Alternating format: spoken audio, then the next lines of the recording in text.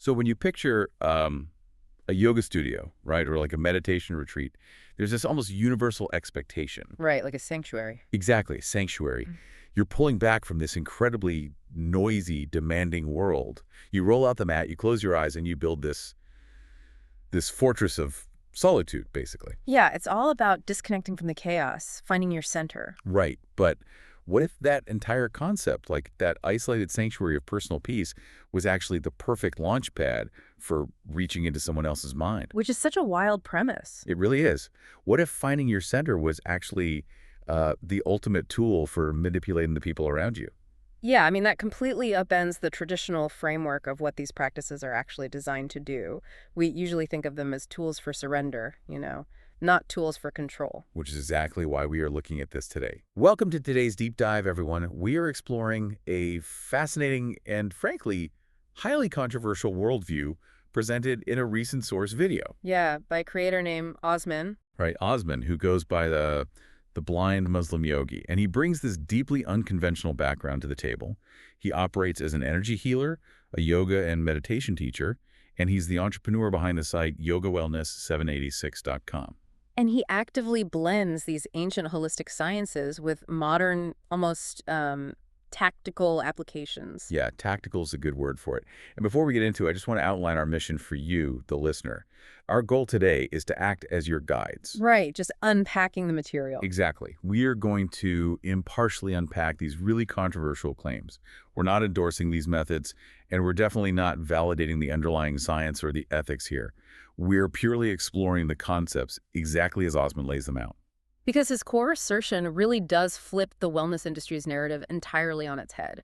Instead of using yoga and meditation just to get that inner peace, Osman claims these practices can be weaponized. Weaponized. Just let that sink in. Right. He presents a detailed framework for how they can be used for psychological manipulation and eventually remote mind control. Okay, let's unpack this, because the starting point of his philosophy doesn't actually sound malicious at all. No, not at first. It begins with the standard premise, right? Yeah. You practice yoga and meditation, you balance your internal energies, Yeah. you calm your nervous system. Right. You're achieving a state of equilibrium. Right. But the twist he introduces is about what happens to that equilibrium once you actually achieve it. He claims that your new internal balance inherently influences the imbalances of the people around you. Or even people you're just thinking about. Okay, so logistically, how does that work with physical distance? Like, if my boss is having a total meltdown 3 towns away, Osman is suggesting I can just sit on my living room couch, find my center, and my boss will magically calm down. I mean, according to him, yeah. But what exactly is traversing that distance? What's fascinating here is that in his framework, physical distance is entirely irrelevant. Geography just doesn't matter. It doesn't matter at all. Not at all. Whether the person is in the same room, across the country, or across the planet, he argues that human consciousness isn't this closed loop stuck inside your skull. Okay. If you think about someone or they think about you, a tangible, energetic connection is formed. It's a literal bridge. Wow. And across that bridge, the person with the stronger, more anchored energy naturally begins to pull the other person into their alignment. If you have a directed thought, your highly balanced state can silently prompt their chaotic state to start organizing itself.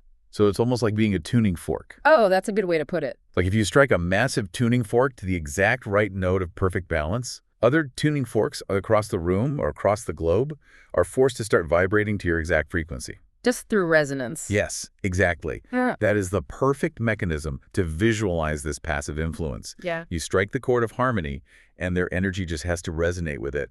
And Osman points out a crucial psychological advantage to this. Which is what, well, think about it. If you try to verbally tell a stressed person what's good for them. Oh, they hate it. They push back immediately. Right. They put up cognitive defenses, they argue. But he claims that by holding them in your thoughts while you're in a meditative state, they will independently start thinking along those rational lines. Oh, I see. Because the influence is silent. Exactly. It's silent and internal, so they actually believe it's their own rational conclusion. They don't have a firewall against their own sudden realization. Right. They think they came up with it. That's wild. And, Osman frames this initial stage as a very positive thing, right? Like you're bringing harmony to others. But even at this stage, it immediately blurs this massive boundary. Oh, totally. The boundary between self-improvement and involuntary psychological influence. Right. Even if the outcome is technically good for them, like calming them down, they didn't consent to that energetic intervention. Yeah, you're touching on the exact friction point where his philosophy really pivots. We have to look at what happens when this power transitions from a passive byproduct of your peace into an active, intentional tool. Here's where it gets really interesting. Because Osman claims that once you understand this tuning fork connection, you can learn the science and art form of fine-tuning your mind to understand exactly what others are thinking. Yeah, and he doesn't stop at just observing their thoughts. No, he says you can actively construct what he calls a preformed drama in another person's mind. Hmm. You're literally writing the script of what you want them to experience and think. The shift in mechanics here is just profound. I mean, we've moved entirely away from subtle energetic resonance into an intentional override of a person's cognitive autonomy. But practically, how does a practitioner actually execute a preformed drama? Like, how does an external script bypass someone's natural resistance and just plant itself in their head? Well, in Osmond's framework, it requires an intense level of focus and visualization. You aren't just, like, wishing for an outcome. Right. You're mentally constructing the exact scenario, the emotions, the logical steps you want the target to experience. And because your mind is the more disciplined and energetically powerful of the two, you project this structured drama across that thought bridge. And the target's mind just takes it. Yeah, because their mind is comparatively chaotic or untrained, it receives this highly structured energy and processes it as its own dominant internal narrative. Wow. And he is completely upfront about the end goal here. He explicitly states that while you might not be able to forcefully control people in the initial stages, eventually your influence becomes so overpowering that the only relief for the other person is to do your bidding. Yes. The word relief is so key to understanding the mechanism of control here, Why is that? because it implies the creation of immense cognitive dissonance. By projecting this script into their mind, you're creating an artificial internal pressure. The target experiences this rising psychological tension between their own natural impulses and the script you're forcing on them. Oh, I see. And according to Osman, that tension becomes so unbearable that they eventually comply simply to alleviate the mental pressure. Complying with your script becomes their only path back to internal peace. Okay, but if someone is just acting out a mental script written by a yogi sitting miles away just to escape the pressure in their own head, they are making a choice. No, not at all. They're essentially a puppet. I mean, this Yes. completely crosses the line from sending good vibes into literal psychological hacking. Yeah, the mechanics have shifted from bringing someone into a shared state of equilibrium to imposing a dominant will over a subordinate one. And that logical progression, I mean, it forces us directly into the most massive ethical dilemma of this entire worldview. Right. If you possess the power to write someone else's script, what happens to their free will? Right. And Osman actually addresses this directly in the source material. When asked if this takes away a person's free will, his answer is just a blunt, unapologetic yes. He just admits it. Yep. He confirms you are actively interfering with their agency. But it's his justification for doing so that provides the most revealing look into his philosophy. So what does this all mean? How does he justify it? To understand why he thinks this is acceptable, you have to look at how he views society's baseline state. He looks at the population and sees people who are already deeply systematically conditioned. Right. He argues that the concept of free will, as we generally understand it, is largely an illusion anyway. Exactly. He points to the physical world, like the highly processed, chemical-laden food we consume, and argues that it's already heavily manipulating our psychology and our chemical balances. Yeah, we are making clear choices because our biology is already being hacked by our diet. And he extends that beyond biology into social structures. Like corporations and stuff. Yeah, corporations, governments, economic systems.